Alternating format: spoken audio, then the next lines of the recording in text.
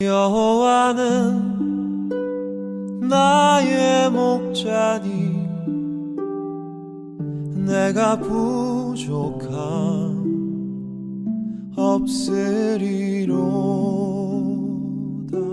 복된 귀한 날입니다. 오늘도 예배에 나오신 여러분들을 주님의 이름으로 환영합니다. 벌써 9월 마지막 날이네요. 마지막 날 베푸시는 은혜가 클 줄로 믿고 우리 사도신경 우리 믿음을 고백하면서 예배 시작하겠습니다. 전능하사 천지를 만드신 하나님 아버지를 내가 믿사오며 그 외아들 우리 주 예수 그리스도를 믿사오니 이는 성령으로 잉태하사 동정녀 마리아에게 나시고 본디오 빌라도에게 고난을 받으사 십자가에 못 박혀 죽으시고 장사한 지 사흘 만에 죽은 자 가운데서 다시 살아나시며 하늘에 오르사 전능하신 하나님 우편에 앉아 계시다가 죄로서 산자와 죽은 자를 심판하러 오시리라. 성령을 믿사오며 거룩한 공예와 성도가 서로 교통하는 것과 죄를 사하여 주시는 것과 몸이 다시 사는 것과 영원히 사는 것을 믿사옵나이다. 아멘. 찬송하겠습니다. 265장 통일 찬송가 199장 주 십자가를 지심으로 죄인을 구속하셨으니 찬양하겠습니다.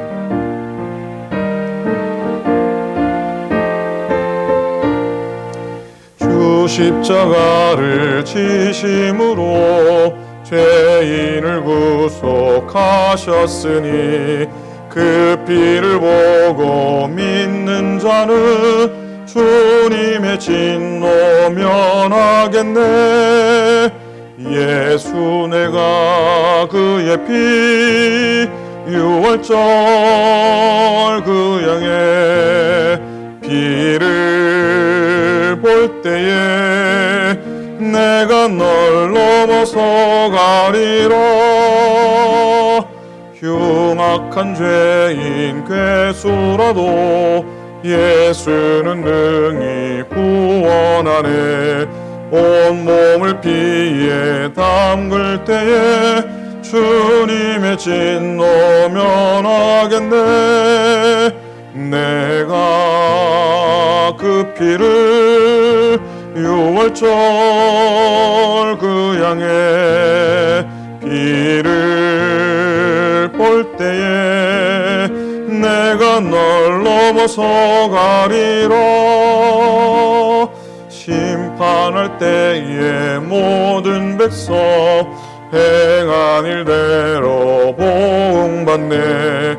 주님의 피로 죄 씻으며 주님의 진노 면하겠네. 내가 그 피를 유월절 그 양의 피를 볼 때에 내가 널 넘어서 가리라. 구주의 사람 크신 은혜 보혈의 능력 의지하세. 심판의 불이 내릴 때에 주님의 진노 면하겠네. 내가 그 피를 유월절 그 양의 그 일을 볼 때에 내가 널 넘어서 가리라. 아멘. 자, 오늘 함께 나누실 말씀입니다. 사도행전 28장 20절부터 31절, 사도행전 237페이지 28장 마지막 장이죠. 20절부터 끝절 31절까지 교독하겠습니다. 이러므로 너희를 보고 함께 이야기하려고 청하였으니 이스라엘의 소망으로 말미암아 내가 이 쇠사슬에 매인 바 되었노라.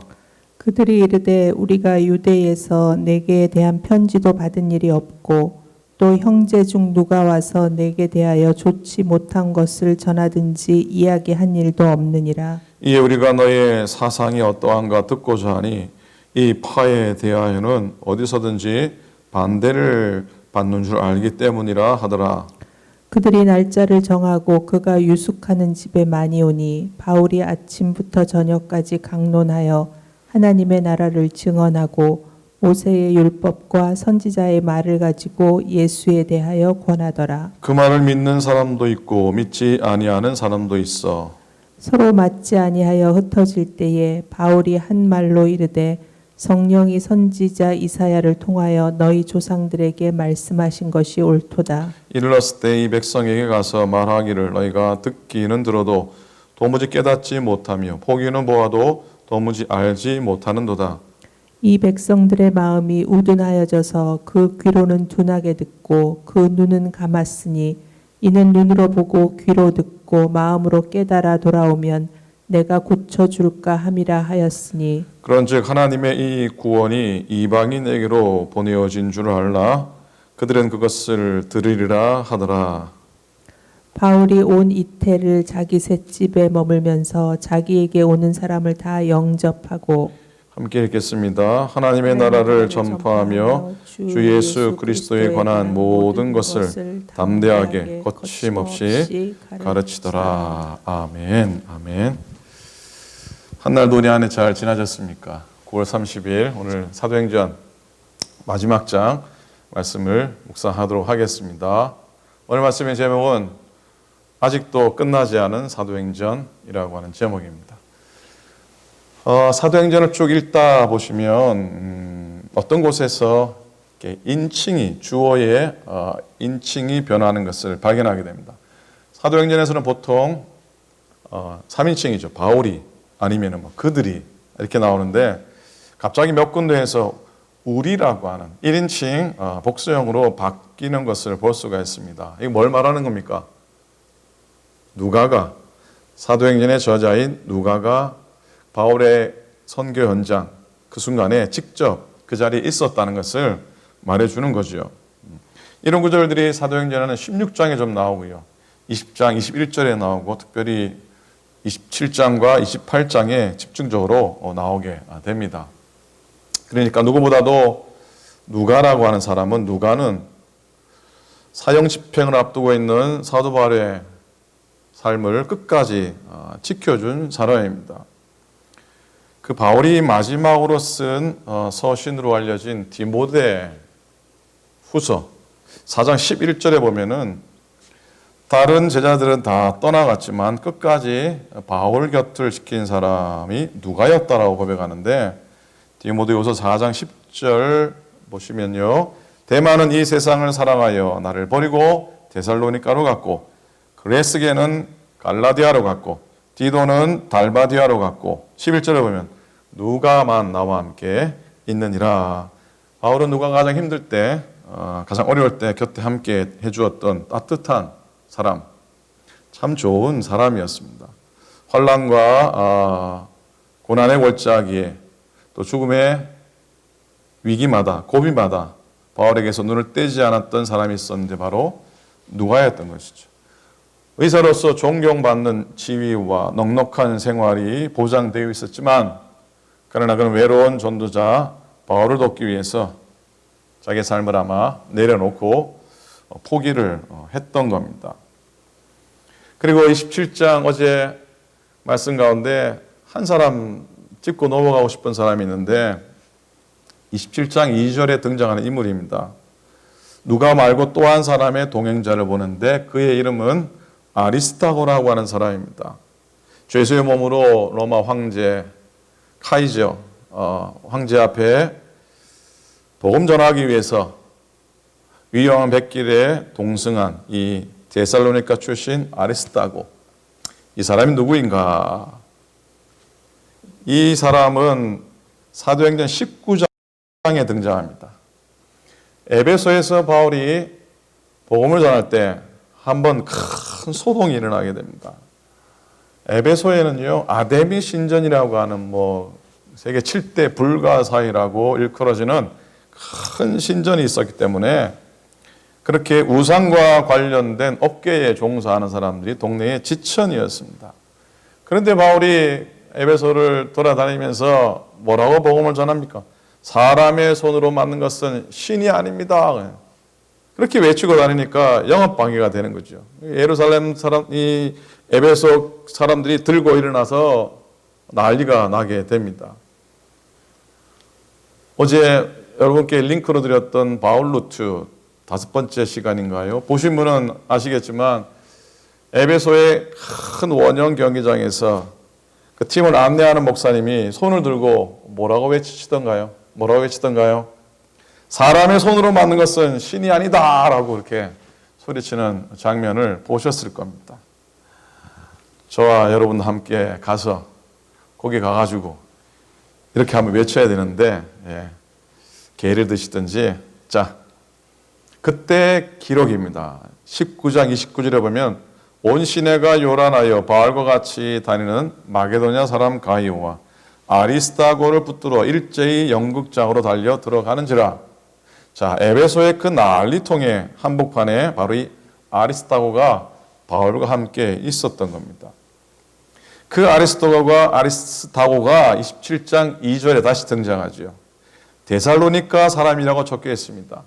그는 특별히 다른 위대한 사도처럼 위대한 전도자 아니면 위대한 설교자 이런 사람이 아니었어요.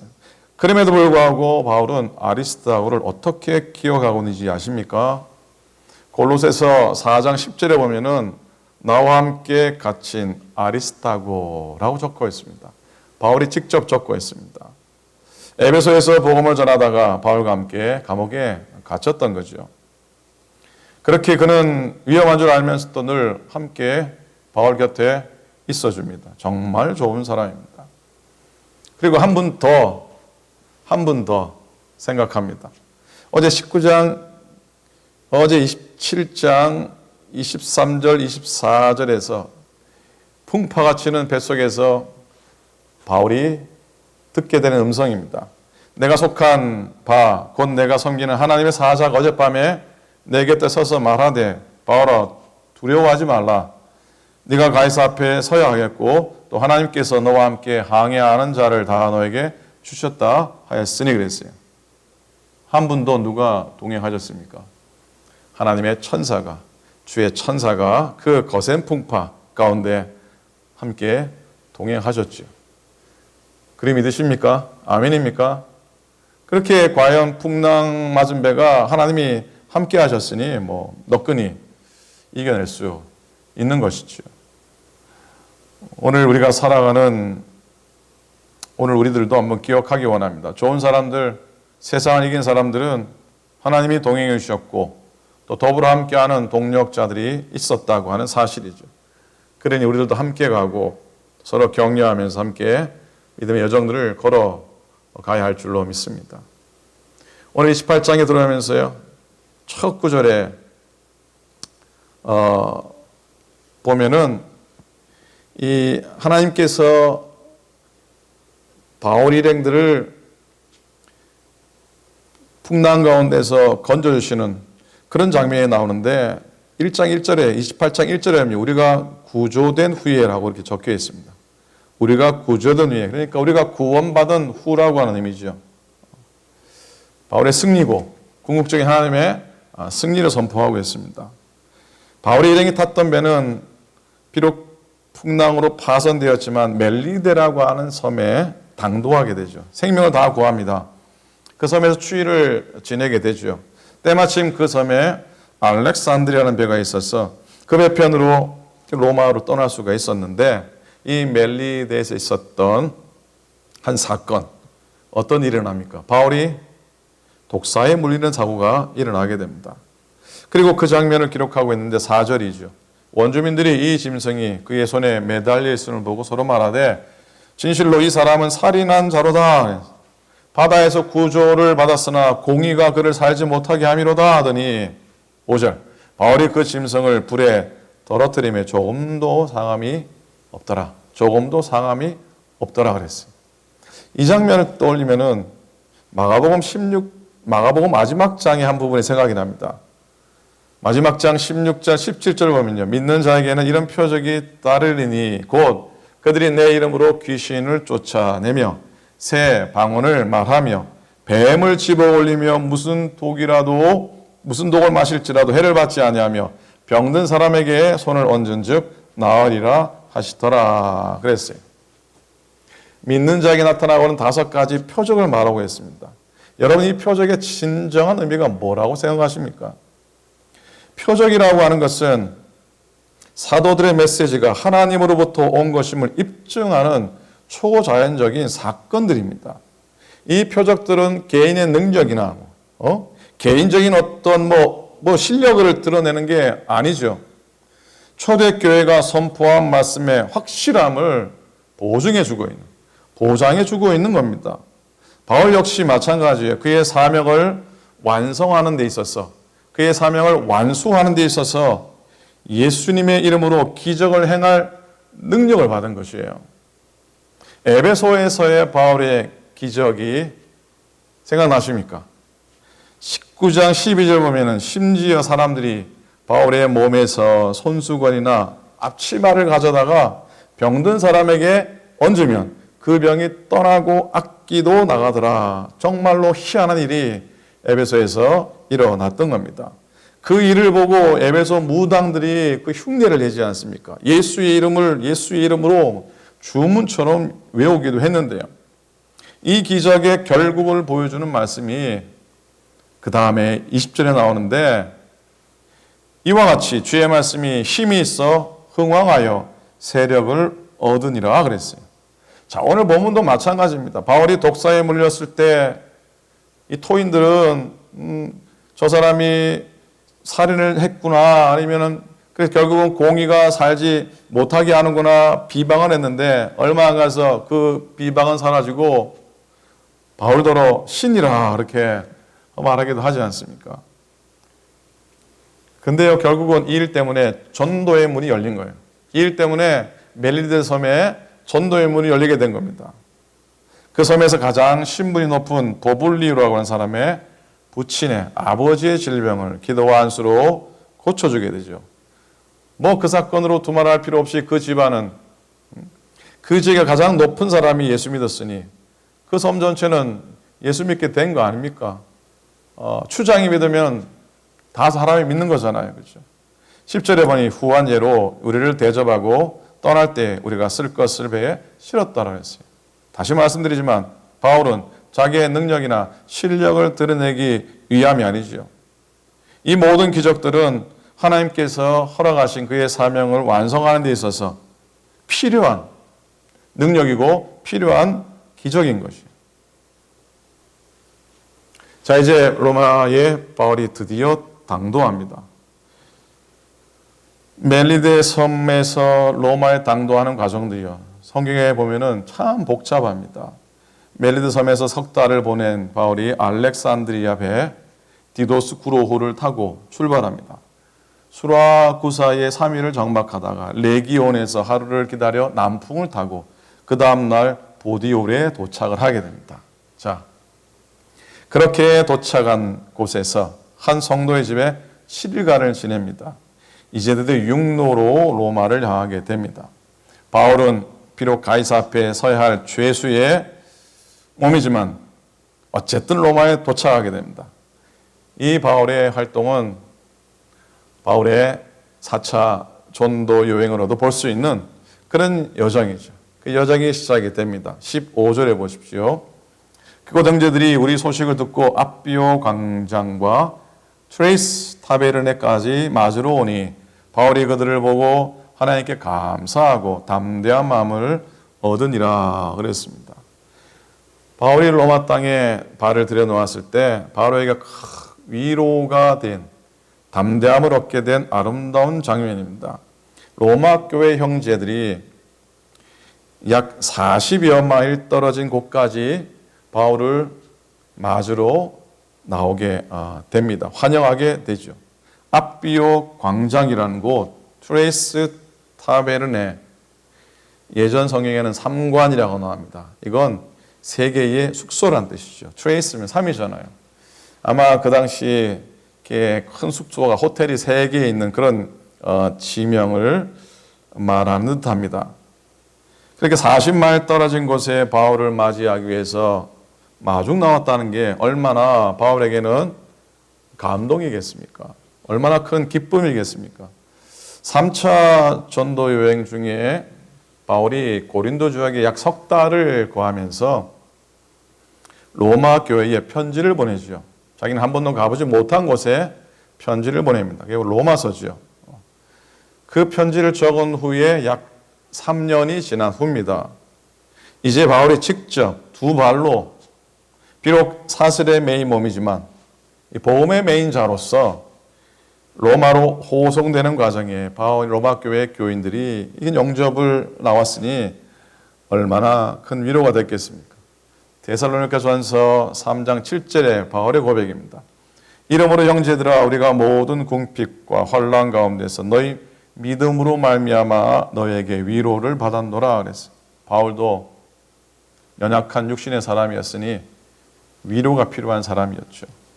어려움을 당할 때 이런 위로가 얼마나 큰 힘이 되었겠습니까? 처음 찾은 로마 땅인데 편지로 맺어진 은혜의 인연으로 정말로 얼마나 감격하며 서로 맞이하고 얼마나 기쁨으로 그 첫 만남을 가졌겠습니까? 드디어 로마에서 바울의 사역이 시작이 됩니다. 17절 이후인데요. 바울이 로마에 도착하자마자 사흘만 쉬고 시작이 됩니다. 이 먼저는 동족인 유대인들 중에 아마 꽤 지역에서 알려진 사람들을 초청해서 자기가 로마에 오게 된 연유를 설명을 합니다. 바울은 그렇게 가는 곳마다 먼저 동족 유대인들을 먼저 찾게 되죠. 20절입니다. 그가 나눈 말씀의 핵심이죠. 이름으로 너희를 보고 함께 이야기하려고 청하였으니 이스라엘의 소망으로 말미암아 내가 이 쇠사슬에 매인 바 되었노라 그랬어요. 쇠사슬 그러니까 갑자기 에베소서 강의 제목과 그 본문이 생각나더라고요. 6장 마지막 장 34번으로 끝났는데 바로 그 전 33번째 강의 설교의 제목이 뭐였냐면 기도와 말씀, 쇠사슬과 사신이었어요. 그 6장 20절에 이 일을 위하여 내가 쇠사슬에 매인 사신이 된 것은 나로 이 일에 당연히 할 말을 담대히 하게 하려 하심이라. 바울이 이곳에서 증거한 말씀, 저곳에서 증거한 말씀이 다 서로 통하는 것이죠. 그래요. 바울이 유대 지도자들을 초청해서 그들에게 전해주고 싶었던 말씀은 이스라엘의 소망으로 인해서 이 쇠사슬에 내가 매인 바 되었다고 하는 고백이고요. 그 이스라엘의 소망이라는 것은 모든 이스라엘 백성들이 기다리고 기다렸던 하나님의 약속, 즉 메시아의 도래를 가리키는 것이죠. 바울에게 적어도 이스라엘의 소망은 바로 예수 그리스도의 오심이었죠. 그렇게 바울이 간절히 소원하면서 로마에 살던 유대인들에게 복음을 전했는데 그들은 별로 귀를 기울이지 않았습니다. 물론 그의 말씀을 받았던 사람도 있었지만 아마 대부분은 그렇지 못했나 봅니다.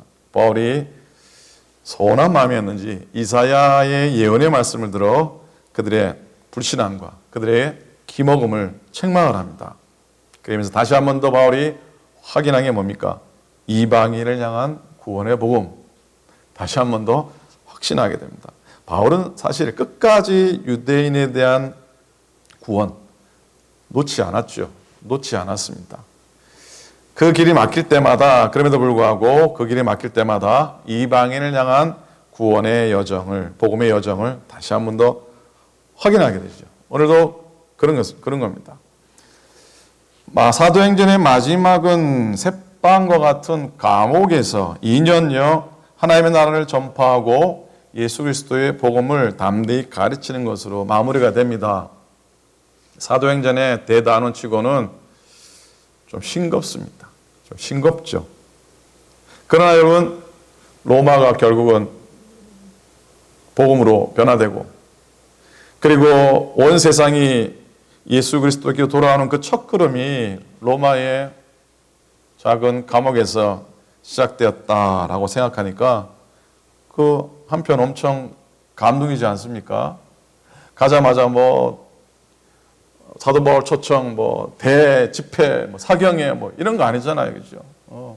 광고가 나오고, 소문이 나오고 그런 거 아니잖아요. 여전히 갇힌 채로 정말 335 오는 발걸음들에게 말씀을 전하는 그런 바울의 모습, 오히려 더 저는 감동입니다.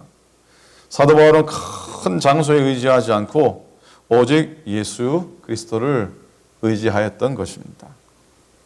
그런데 더 중요한 건 사도행전은 끝나지 않았다고 하는 사실이죠. 흔히 이야기하기를 우리들이 이제 사도행전 29장을 써 내려가야 한다라고 하지요. 그래요. 사도행전은 끝나지 않은 줄로 믿습니다. 오늘을 사는 믿음의 사람들이 지금도 사도행전을 써 내려가고 있고, 오늘도 수많은 곳곳에서 목숨을 내걸고 생명을 내걸고 말씀을 전거하는 수많은 선교사님들의 발걸음을 통해 사도행전은 지금도 쓰여져 가고 있고, 부족하지만 우리 교회가, 이 땅의 교회들이 새로운 사도행전, 신사도행전을 기록해 가고 있다고 하는 그런 소망을 갖게 됩니다. 그런 소망의 확신을 사도행전 묵상의 마지막 날 꼭 기억하는 한 날이 되기를 기도하고요. 사도행전 마지막 두 구절을 읽음으로 사도행전의 묵상의 대장정을 오늘 마치려고 합니다. 30절과 31절입니다. 바울이 온 이태를 자기 셋집에 머물면서 자기에게 오는 사람을 다 영접하고, 31절을 같이 한번 읽을까요? 31절, 하나님의 나라를 전파하며 주 예수 그리스도에 관한 모든 것을 담대하게 거침없이 가르치더라. 아멘, 아멘. 기도하겠습니다. 감사합니다. 사도행전을 통해 초대교회 사도들과 사도 바울과 초대교회 믿음의 성도들이 생명을 걸고 목숨을 걸고 말씀을 증거한 발걸음들, 여정들을 돌아보게 해주셔서 감사를 드립니다. 지금 우리의 삶은 꼼짝없이 잡혀있고 꼼짝달싹하지 못하는 상황이라 이 말씀 읽으면서 하나님께 죄송한 마음이지만 그래도 우리의 마음 가운데 세상을 향하여 복음이 확장되어지는 놀라운 일들을 기쁨으로 감격으로 받으며 우리도 가까이에 믿지 않는 형제자매들, 또 친지들, 또 친구들, 하나님 이웃들을 향해 주의 복음을 증거하고 더불어 천국 가고 하나님의 나라, 하나님의 교회를 든든히 세워가기로 마음속에 작정하는 저희 되도록 인도해 주소서. 9월 한 달을 마감하도록 은혜 안에 지켜주시니 감사합니다. 하나님, 새로운 한 달을 더 복되게 살아가게 도우시고 여러 삶의 여건들이 만만치 않지만 그래도 감사하고 승리하고 또 늘 이겨나가며 살아가도록 도우소서. 아픔들을, 슬픔들을, 연약함들을 다 이겨나가게 하시고 십자가의 구원으로 말미암아 십자가의 보혈의 은혜로 말미암아 저희들 담대히 서는 우리 모두가 되도록 축복하여 주시옵소서. 주의 은혜로 하루하루 복되게 승리하도록 도우시옵소서. 모든 것을 감사드립니다. 우리 주님 예수 그리스도 이름으로 축복하며 간절히 기도드립니다. 아멘. 하늘에 계신 우리 아버지여, 이름이 거룩히 여김을 받으시오며 나라의 임하옵시오며 뜻이 하늘에서 이룬 것 같이 땅에서도 이루어지이다. 오늘날 우리에게 일용할 양식을 주옵시고 우리가 우리에게 죄 지은 자를 사하여 준 것 같이 우리 죄를 사하여 주옵시고 우리를 시험에 들지 말게 하옵시고 다만 악에서 구하옵소서. 나라와 권세와 영광이 아버지께 영원히 있사옵나이다. 아멘.